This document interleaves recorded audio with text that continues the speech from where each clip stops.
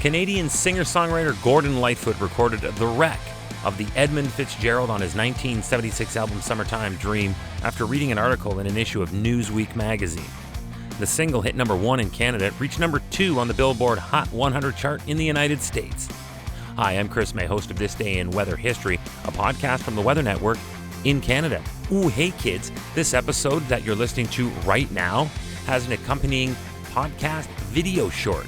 And that's up right now on the Weather Network social media platforms. You can see it on all of them. And you can also watch it on our website, theweathernetwork.com/weather history. And it's shot right in my podcast studio where I'm sitting right now. So you get to see the episode being made as well as all the authentic pictures and video of the event from when it happened. Like the Edmund Fitzgerald, which sank in Lake Superior on November 10th of 1975, this day in weather history.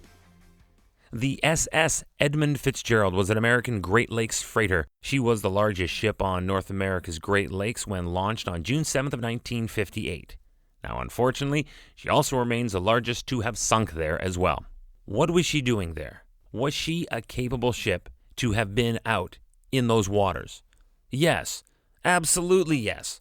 Listen to this. For 17 years, the Edmund Fitzgerald carried taconite ore from mines near Duluth, Minnesota to ironworks in Detroit, Toledo, and other Great Lakes ports. She was a legit beast, setting seasonal hauling records 6 times and often breaking her own previous record. So suffice to say, yeah, the Edmund Fitzgerald knew her way around these waters rather well. So in her routine as a cargo ship on November 9th of 1975, she was prepped and was carrying a full cargo of ore pellets to embark on what would be her ill-fated voyage from Superior, Wisconsin, near Duluth, en route to a steel mill near Detroit. Along the way, the Edmund Fitzgerald joined a second freighter, the SS Arthur M. Anderson.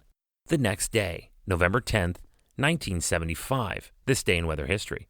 The two ships were caught in a severe storm on Lake Superior with near hurricane force winds and waves up to 35 feet. That's 11 meters high.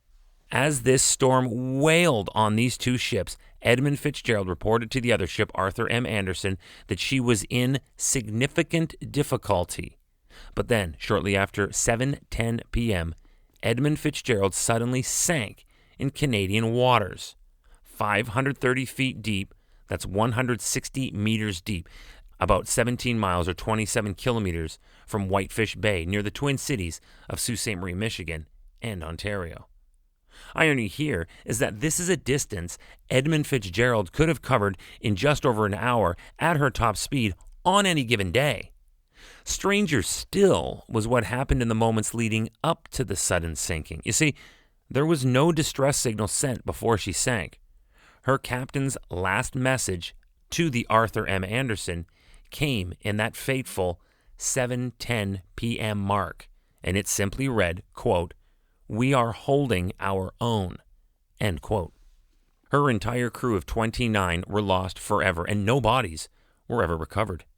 The mystery I mentioned off the top, the exact cause of the sinking, well, that still remains a mystery. Many books, studies, and expeditions have examined it, but no answers have ever surfaced. The Edmund Fitzgerald may have been swamped, suffered structural failure or topside damage, experienced wave shoaling, or maybe a complex combination of any or all of these crises. The disaster is one of the best known in the history of the Great Lakes shipping, and as a long-term result of this, the sinking led to changes in Great Lakes shipping regulations and practices that included mandatory survival suits, depth finders, positioning systems, increased freeboard, and more frequent inspections of vessels. Lessons learned, but not enough to bring back those brave 29 souls from wherever they lay in the depths of Lake Superior. But we do have a commemoration of those lost and the event that transpired in that Gordon Lightfoot opus, The Wreck of the Edmund Fitzgerald, all based on the legend of the sinking of that ship on November 10th of 1975, this day in weather history. Tomorrow is November 11th, and it is Remembrance Day in many places around the world, but here in Canada, it is marked each year by ceremonies at memorial cenotaphs across the country, and tomorrow we will feature part 2 of our Remembrance Day special, War and Weather.